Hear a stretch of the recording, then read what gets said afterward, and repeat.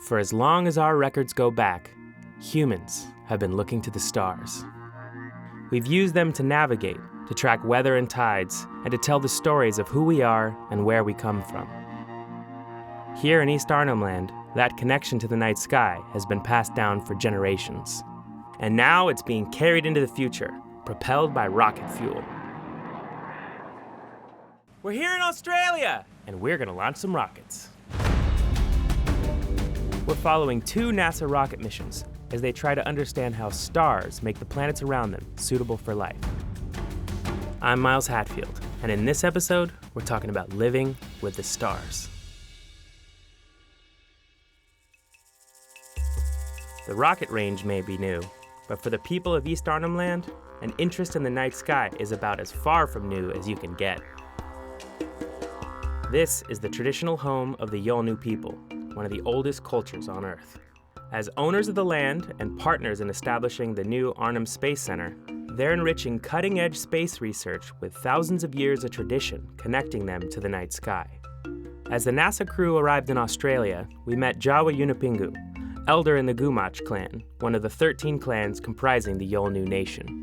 Jawa is also chairman of the Gumatj Corporation, which represents the interests of the Gumatj people in political and economic affairs. He invited us back to Gumatj Corporation headquarters, where we spoke with him and Klaus Helms to learn more about his clan and their long history with the stars. We talk about the stars and how important they are to the Yolngu people culturally.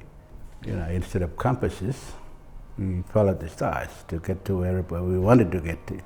One of the stories Jawa told us was about a prominent cluster of stars known to Westerners as the Pleiades. Cultures all over the world have stories about the Pleiades, which are often portrayed as siblings. The Gumatj story tells of 7 sisters who rowed across the sky in a large canoe. The Gumatj refer to them as Julpan, the Yolngu word for canoe.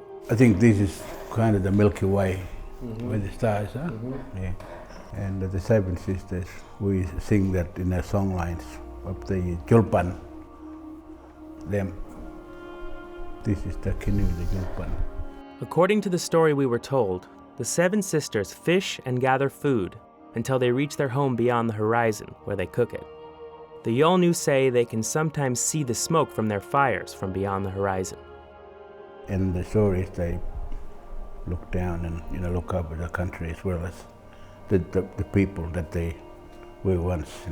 Learning these stories was a critical part of Jawa's upbringing and a tradition he hopes to uphold for the next generation. Whether it's from a painting like this, or it's stories that were handed down from generation, because that's how it happened back in the days. Everything was passed on.